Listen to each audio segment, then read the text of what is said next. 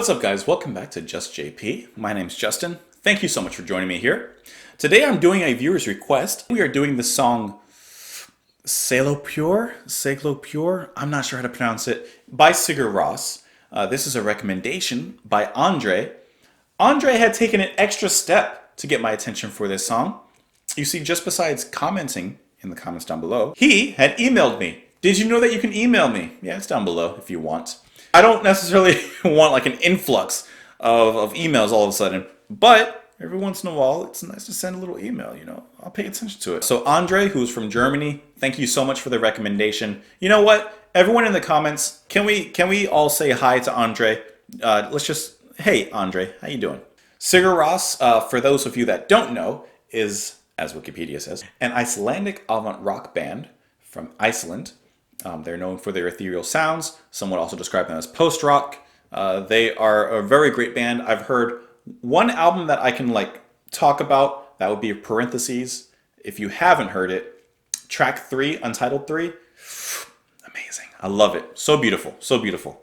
And then I've listened to a little bit of their other album, which is long and I cannot pronounce it at all, so I'm not going to try.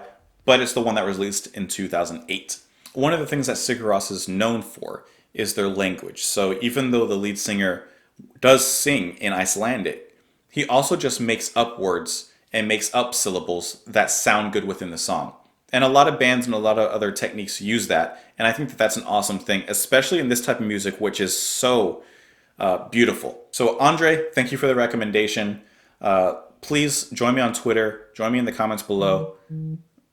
Oh, what just happened? My Spotify notified me and said, want to jump back in? Björk is ready for you, because I was listening to Björk earlier. So let's get into it. Join me on Twitter. Join me in the comments below. Everyone say hi to Andre. And let's get into it. This is Sigur with the song Sæglópur. Sæglópur.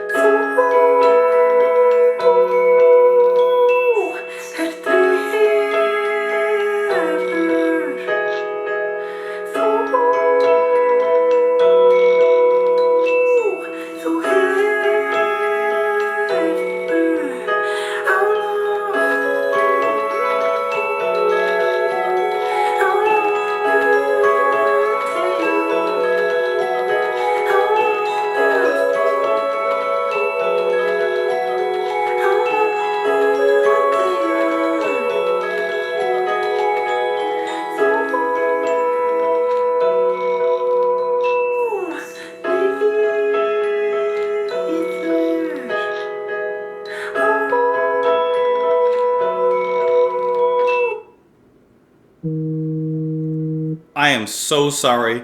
I am so sorry. My wife just called me. All right, say hi to everybody. Hi, everyone. It's me, Natasha. I am so sorry for the interruption. I apologize for that. I'm going to back it up just a little bit and continue the song, okay?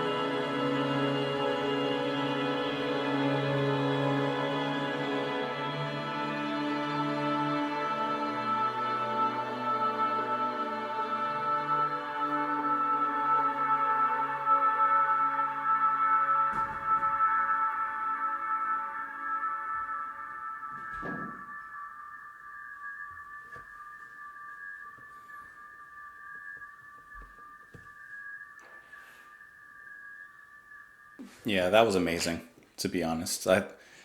That was like a pure emotional journey from start to finish. And if I can describe that whole song in one word, it would be cinematic.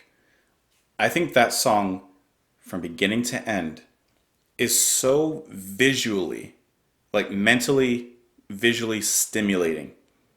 And it's weird to say that for a song, but the way that this song carries you through the highs and the lows, from the isolated beginnings of like the piano to this really nice build up with the distortion and the drums coming in, and then tailing it off with this the beautiful, beautiful piano melody. Once again, the sounds that are kind of coming in around it, the singing. I think this is a perfect song, to be honest. The whole time listening to this song, just before I even get like into the music of it, the whole time listening to it, like the first initial parts of it, like here, I was kind of like imagining like someone sitting by a warm fire in their home. Outside it's snowy. They're in the woods or the forest. It's just like a nice calming, beautiful moment, but it's isolated. It's a little cold. When the drums and everything came in, it felt like they decided to finally like get up and like go outside and run, like maybe with their kids. Like they're running through the snow. They're just having fun now, you know? And then it ends so beautifully, by the way. And then it ends like they're laying in the snow, they're catching their breath. They were happy that they got outside the house and they were like running around. I don't know, I just that's kind of what I visualized. Do you guys ever like visualize when you listen to music, especially music like this, where it sounds so cinematic and like a soundtrack almost? Do you almost see like the story in your head? So what I love a lot about this song, what I love so much, and this goes with really a lot of their music in general, is the piano is the foundation, the skeleton, the meat of this song. From the way it leads to the way it builds up and then into the ending. The piano is always there, always present, and always pushing the song ahead. Besides the piano, which plays super, super simply, which I love, this song and Sigur Rós in general, they show what you can do with simplicity and building around that. It was all the things that they did around the piano, from the singing, the staticky effects, the drums when those came in, and how the distortion in that middle section drowned out the piano now, and now that was kind of taking over with the drums. I honestly thought this was a really beautiful song to listen to. I would listen to this before. I would listen to this easily, honestly. So there's basically three distinct sections in this song: the beginning, the middle, and then the end. But they sound distinct. So the beginning, like I said, it sounds very isolated and cold, yet beautiful. And I really enjoyed it. It's just simple. I like his singing a lot. I don't know. Do you guys like his singing? Maybe it's your first time with this band. Maybe not. What do you guys think of his singing? Because I think that it does take a little bit of getting used to his high-pitched singing in this song and in a lot of other songs. But I think that his tone sounds really good with the music going on. And then I honestly wasn't expecting it to build up into that heavier section, for lack of a better word, where the drums came in and then the distortion guitar came in. I wasn't expecting that, but it still sounded really good. Like I said, it sounded like someone was being let free. It sounded like they were able to go out a little more and kind of explore, not only in a lyrical sense or the literal musical sense, but it felt like everyone was unchained and let's just have fun now.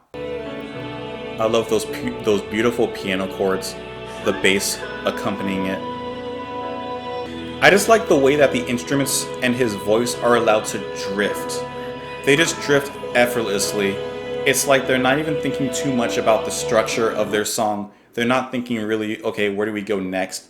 They're letting the song and the music speak for itself, and they're giving it the room and the time to breathe and do what they feel it needs to do. It's like they just let the music be its own animal and just let it go. And just from reading on Wikipedia a little bit, it says that the music video for the song depicts the drowning of a young child who is, towards the end of the video, rescued by a diver. And it's interesting the way that the story behind the lyrics in the song makes sense with the translation that I'm reading of the lyrics, which may be wrong, it could be possibly incomplete. But it says, "You glide, float, tolerate, suffer, O peace, war, unrest, discord. And then it ends, a lost seafarer alive has returned home. A lost seafarer alive has returned home, a diver comes. Going along with that story that's presented in the music video itself. Once again, which I have not watched. But I think with this type of music where, speaking of the vocals and the language and the lyrics, where they use a real language, Icelandic, and their made-up language, which is called Hoplandic, I believe that's how you pronounce it, the lyrics don't matter as much as the emotional journey that those lyrics and the delivery of them take you on. So it's kind of like scat, it's kind of like growls, where they're used to push some sort of emotion. With growls, it's used to evoke this darker, heavier mood as an accent to typically heavier guitars, bass, and drums. With scat, it's made to be more rhythmic, almost a vocal dancing in the music.